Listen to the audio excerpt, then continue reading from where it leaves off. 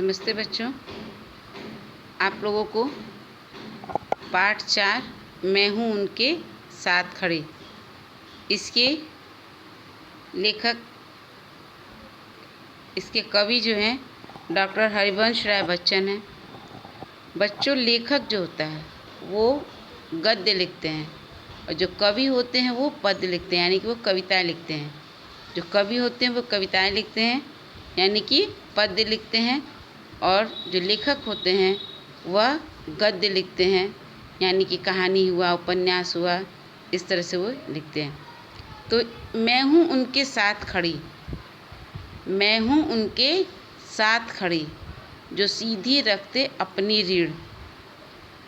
यानी कि बच्चों, यहाँ पर जो कवि हैं हरिवंश राय बच्चन ने यहाँ पर ये बात बताने की कोशिश की है कि किनके साथ, कैसे लोगों के साथ उनका आत्मविश्वास जगा रहता है या जागृत रहता है, कैसे किन लोगों के साथ उनकी सच्चाई, उनकी महानता, उनकी ईमानदारी खड़ी रहती है। वैसे लोगों का वर्णन यहाँ पर कवि ने किया है, डॉक्टर हरिवंश राय बच्चन ने किया है। इसको मैं थोड़ा सा पढ़ के आपको बता दे रही हूँ। इस कविता के माध्यम से कवि ने आत्मसम्मान के साथ जीने की प्रेरणा दी है।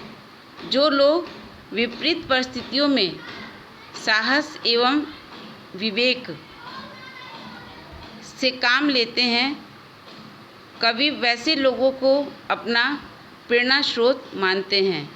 ऐसे लोग विश्वासों के अंधेरे में से बाहर निकलकर दूसरों को भी नई राह दिखलाना चाहते हैं। यानी कि कुछ ऐसे लोग जो कि जिनका कि आत्मविश्वास जागृत होता है, वैसे लोगों के साथ जो है कवि उनको अपना प्रेरणा स्रोत मान रहा है, वैसे लोगों को अपना आदर्श मान करके कवि चलते हैं। मैं हूँ उनके साथ खड़ी जो सीधी रखते अपनी रीढ़। मैं हूँ उनके साथ खड़ी जो सीधी रखते अपनी रीढ़। कभी नहीं जो सह सकते हैं, कभी नहीं जो तज सकते हैं अपना न्यायोचित अधिकार। कभी नहीं जो सह सकते हैं शीश नवाकर अत्याचार। एक अकेले हो या उनके साथ खड़ी हो भारी भीड़। एक अकेले हो या उनके साथ खड़ी हो भारी भीड़। मैं हूँ उनके साथ खड़ी जो सीधी रखते अपनी रीढ़। निर्भय होकर घोषित करते जो अपने उद्गार विचार। जिनकी जिह्वा पर होता है उनकी अंतर का अंगार। जिन्हें चुप कर सकती आतताइयों की शमशीर। मैं हूँ उनके साथ खड़ी जो सीधी रखते अपनी रीढ़। नहीं झुका करते जो दुनिया से करने को समझौता। नहीं झुका करते जो दुनिया से करने को समझौता। ऊंचे से ऊंचे सपनों को देते रहते हैं न्योता। दूर देखती जिनकी पैनी आँख भविष्यत का तमचीर। मैं हूँ उनके साथ खड़ी जो सीधी रखते अपनी रीढ़। जो अपने कंधों से पर्वत से बढ़कर टक्कर लेते हैं। जो अपने कंधों से पर्वत से बढ़कर टक्कर लेते हैं। पथ की बाधाओं को जिनके पांव चुनौती देते हैं। जिनको बांध नहीं सकती हैं लोहे की बेड़ी जंजीर। मैं हूँ उनके साथ खड़ी जो सीधी रखते अपनी रीढ़। जो चलते हैं अपने छप्पर के ऊपर लूका भरकर। हार जीत का सौदा करते जो प्राणों की बाजी पर। कूद उदधि में नहीं पलटकर जो फिर ताका करते तीर, मैं हूँ उनके साथ खड़ी, सीधी रखते अपनी रीढ़। जिनको यह अवकाश नहीं, जिनको यह अवकाश नहीं, देखे कब तारे अनुकूल, देखे तब कब तारे अनुकूल। जिनको यह परवाह नहीं, जिनको यह परवाह नहीं, कब तक भद्रा कब त्रिशूल। जिनके हाथों की चाबुक से चलती है उनकी तकदीर, जिनके हाथों की चाबुक से चलती है उनकी तकदीर।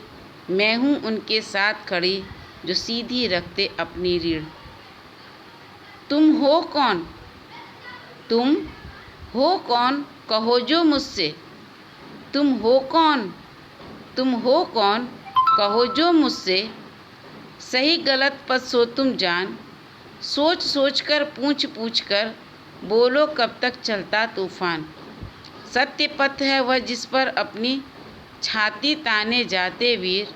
मैं हूँ उनके साथ खड़ी, जो सीधी रखते अपनी रीढ़। डॉक्टर हरिवंश राय बच्चन, इनके द्वारा यह रचित कविता है।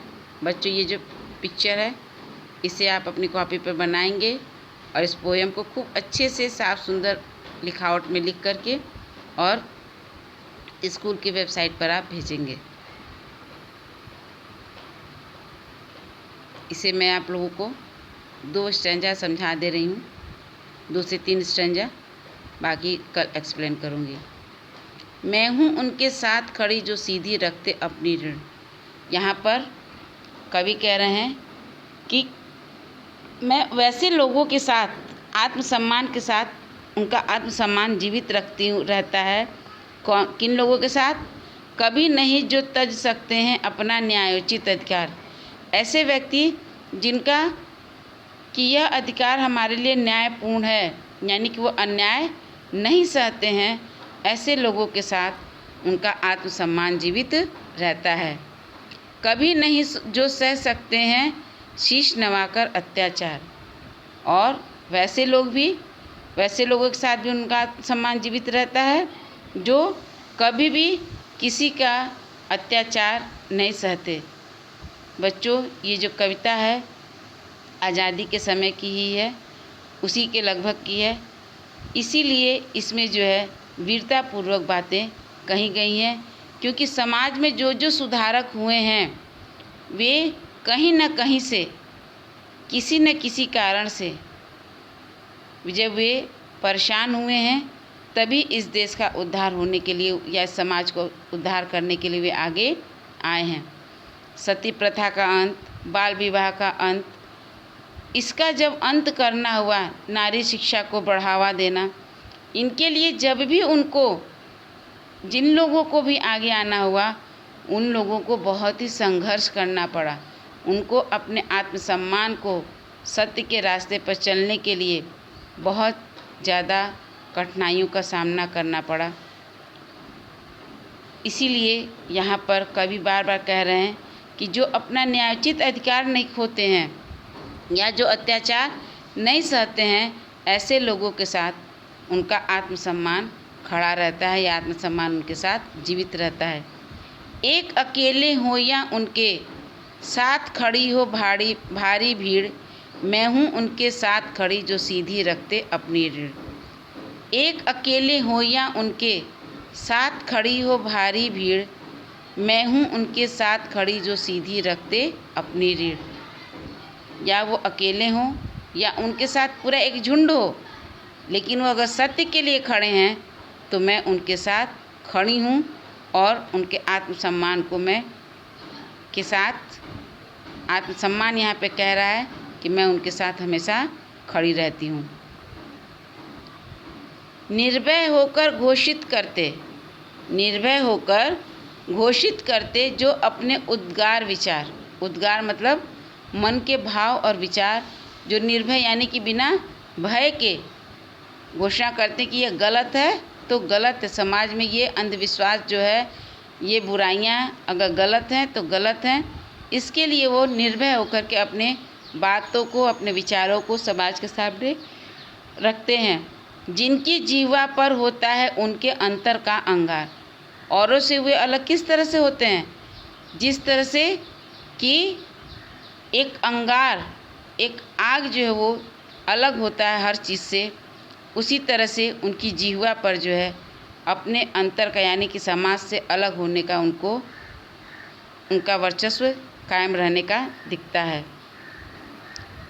नहीं जिन्हें चुप कर सकती है आतताइयों की शमशीर। आतताइयों यानी कि जो अत्याचार करने वाले लोग हैं, शमशीर तलवार उन्हें शांत नहीं कर सकती।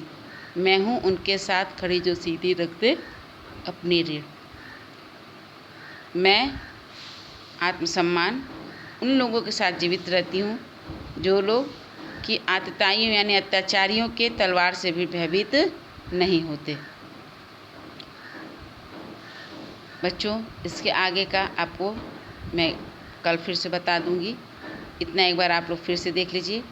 मैं हूँ उनके साथ खड़ी जो सीधी रखते अपनी रीढ़, कभी नहीं जो तज सकते हैं अपना न्यायोचित अधिकार, कभी नहीं जो सह सकते हैं शीश नवाकर अत्याचार। एक अकेले हो या उनके साथ खड़ी हो भारी भीड़, मैं हूँ उनके साथ खड़ी जो सीधी रखते अपनी रीढ़। निर्भय होकर घोषित करते जो अपने उद्गार विचार, जिनकी जीवा पर होता है उनके अंतर का अंगार।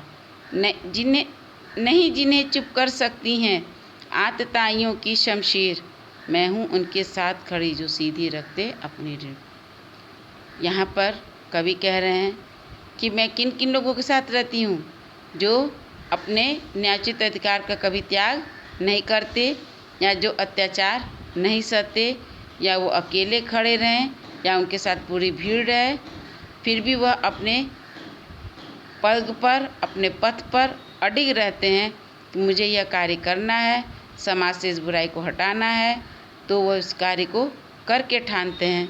ऐसे लोगों के साथ मैं हमेशा यानी कि मैं आत्मसम्मान उनकी हमेशा जीवित रहती हूँ।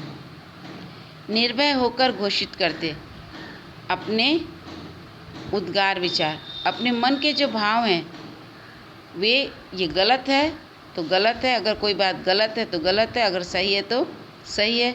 ऐसी चीज़ों को, ऐसी बातों को वे निर्भय होकर, निडर होकर के एक साहस के साथ समाज के सामने प्रस्तुत करते हैं।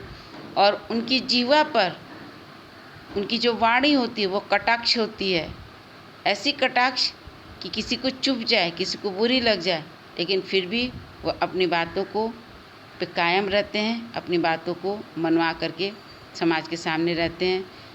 ऐसे लोगों के ही कारण इस देश से सती प्रथा, बाल विवाह, नारी शिक्षा, इन सब का जो है जो बुराइयां थी कि औरतों को नहीं पढ़ना है, नहीं करना है, औरतों को पढ़ने का अधिकार, बाल विवाह नहीं होना चाहिए, सती प्रथा बंद होनी चाहिए, ऐसे कई अनेकों बुराइयां थी समाज में व्याप्त, ऊंच नीच का छुआछूत का, इन सारी चीज़ों को जिन लोगों ने हटाया वे लोग एक समाज के सुधारक थे।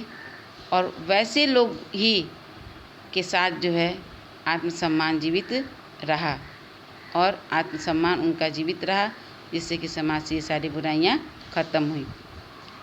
नहीं जिन्हें चुप कर सकती हैं आतताइयों की शमशीर, चाहे वो कितने भी कठिन रास्ते पर हों, कितना भी उनके ऊपर अत्याचार होता हो, लेकिन उन्हें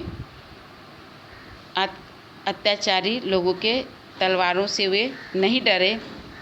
ऐसे लोगों के साथ जो है उनका आत्मसम्मान जीवित रहता है। बच्चों, आज इतना ये हो गया आपका, आगे का आपको कल मैं बताऊंगी। धन्यवाद।